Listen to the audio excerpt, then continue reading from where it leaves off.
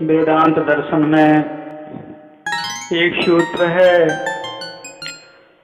शास्त्रीय नित्यवाद अर्थात ब्रह्म ज्ञान की योनि है और जिस विद्या से ज्ञान प्राप्त होता है वही पराविद्या है। जीव अल्पज्ञ हैं और शुद्ध ज्ञान पाना उसके सामर्थ्य के बाहर है। यहीं पर सद्गुरु की आवश्यकता है, अन्य कोई उपाय नहीं। संत कबीर का कथन है, दीपक देखा ज्ञान का, देखा परम देव, चार वेद की गम नहीं, नहीं कबीरा से। जो पदार्थ जैसा है उसे उसी रूप में जानना ज्ञान है, इसके विपरीत अज्ञान है। जैसे अंधेरे में रस्सी को सांप समझना, यही अविद्या है कि वस्तु कुछ है और उसे समझना कुछ और। अविद्या के असर से ही जीव अपने वास्तविक स्वरूप को भूलकर अनेक तरह के कार्य करता है और कर्म बंधन में फंसता चला जाता है। अविद्या से ही जन्म, मरण, दुख और मृत्यु होती है। अविद्या ही अशांत मन की जननी है। सद्गुरु से संबंध होने पर वास्तविक सत्यता का बोध होता है। अज्ञान के अंधकार में उचित साधन नहीं होता और जीव विशेष कर्म करने में असमर्थ रहता है।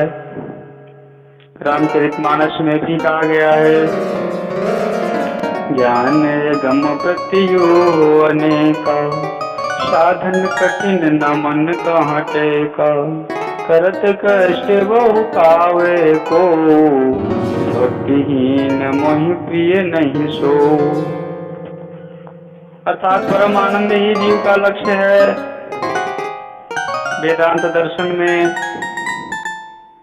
एक सूत्र है, आनंदमयो अभ्यासात, अर्थात जीव में ही आनंद नहीं है।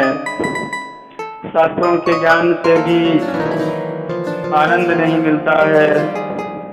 इसीलिए विवेकी जिज्ञासु सद्गुरु की खोज करते हैं। सद्गुरु का ज्ञान ही जीव के कल्याण का हेतु होता है। उनकी बताई राह पर चलने वाला साधक सुखी हो जाता है और सद्गुरु से समय काल से अपनी प्रतिभा द्वारा ये शुद्ध करते हैं, जिससे वह मुक्ति का अधिकारी बन जाता है।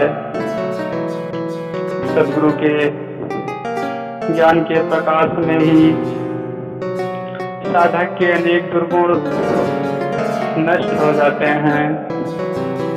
वह अनुचित व्यवहार से दूर रहता है और अन्य के प्रति उसकी कोई दुर्भावना नहीं होती। अपने ज्ञान के बल पर वह त्रिगुणात्मक प्रकृति पर विजय प्राप्त करता है। जैसे आग को अग्नि भस्म कर देती है, ठीक उसी तरह ज्ञानाग्नि में सर्व कर्मों का नाश होता है।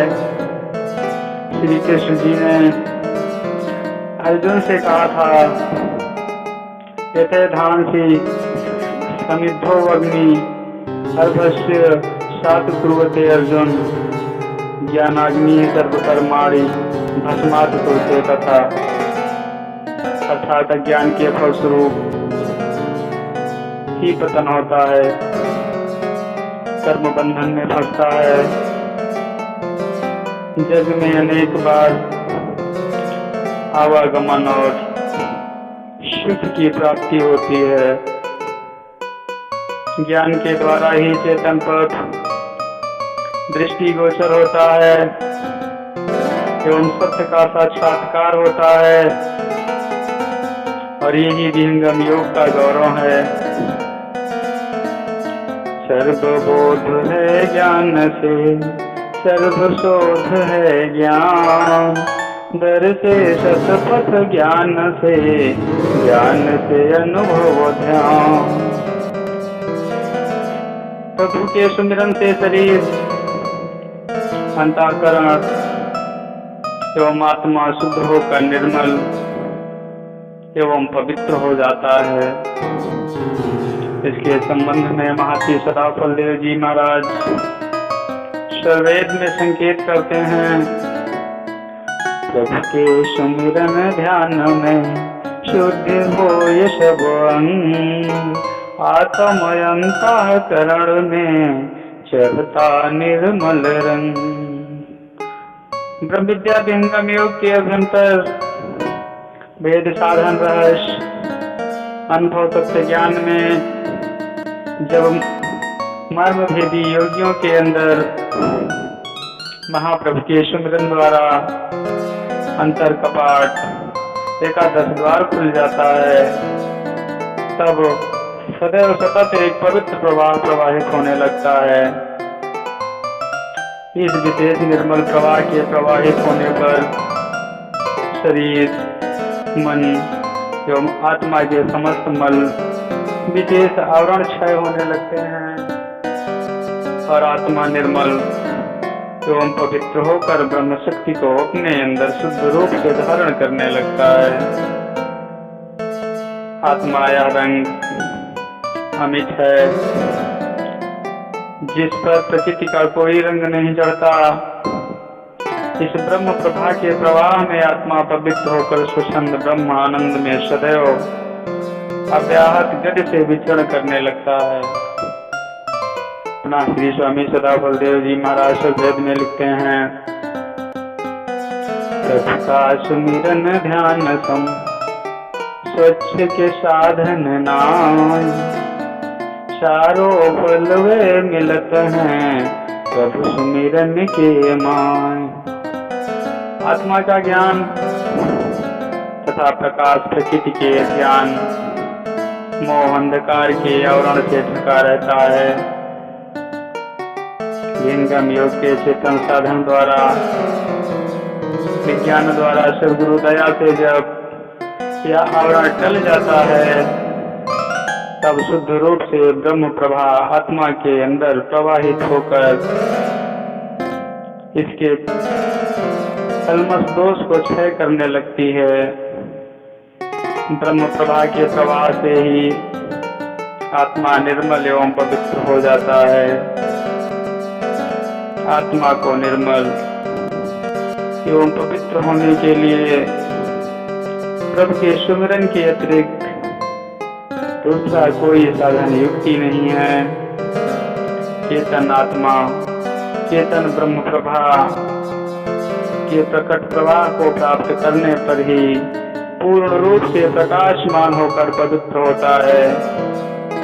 इसलिए आत्मा के पवित्र एवं बलवान होने के लिए प्रभु का सुमिरन किया जाता है।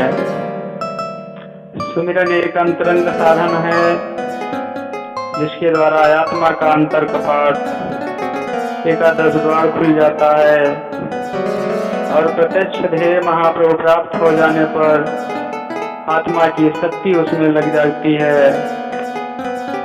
तब सुमिरन से ही धर्म, अर्थ, काम और मोक्ष ये चारों फल प्राप्त होते हैं। सच्चा सुमिरन के संबंध में महर्षि सदाफल देव जी महाराज सर्वेद में लिखते हैं कि सच्चा सुमिरन जानिए सुधि नहीं रहे शरीर, स्थिर अंतर धाम में दिल न डरे मति भी। सच्चा सुमिरन में शरीर की शुद्धि अर्थात ज्ञान नहीं रहता, अर्थात आत्मा की चेतन शक्ति सुरति जब प्रकृति त्रिघात से परे नौवां कमल के मन के लय हो जाने पर ब्रह्म प्रभा के प्रकाश में शुद्ध होकर पुरुष द्वार से महाप्रभु का सुमिरन करने लगती है तो आत्मा को इस शरीर का भी ज्ञान नहीं रहता। अंतर्मुख होकर शुद्ध सुरति अपने मंडल एकादश द्वार पर स्थिर रहती है। तिल भर भी अर्थात तनिक मात्र भी गुरु लक्ष्य से बाहर चेतना नहीं जाती और महाप्रभु का सतत सदैव अंतर सुमिरन करती रहती है। भीतर बाहर एक ही प्रकाशमान ज्योतिर्मय आराध्य देव प्राप्त रहें, तब सुमिरन का महत्व प्रकट होता है। सद्गुरु के सुमिरन से ही मानव जीवन का कल्याण सुनिश्चित है और इस संसार सागर से मनुष्य सद्गुरु सुमिरन से ही अपने जीवन में मुक्ति प्रदान कर सकता है और अपना जीवन कल्याणकारी बना सकता है। जब तक प्रभु के सानिध्य में नहीं आएगा तब तक